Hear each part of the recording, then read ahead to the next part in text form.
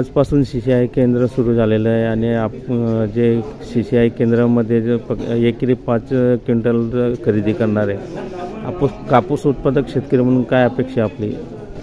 8 quintal तरी पाहिजे। एकरी 8 क्विंटल। शेतकऱ्यांना एकरी किती क्विंटल कापूस उत्पन्न होतात? 10 क्विंटल लोन करून देतात। 10 जर मग 5 क्विंटल घेतील तर मग बाकीचा कापूस करून राहील। मग थोडे व्यापारी कमी भावात मागतात, कमी भावामध्ये मागतात। त्यामुळे मग शासनाने कमीत कमी किती खरेदी केली पाहिजे?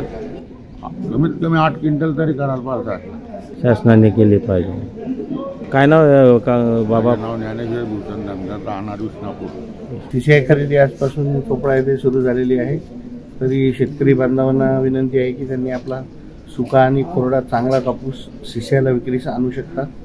8 ते 12% पर्यंत मर्यादा राहील कापूस घेण्याची आणि प्रत्येक शेतकऱ्यांनी आपली नोंदणी किसान कपास ॲपवर करून आपला माल स्लॉट बुक करून केंद्रावर विक्रीस आणावा। धन्यवाद।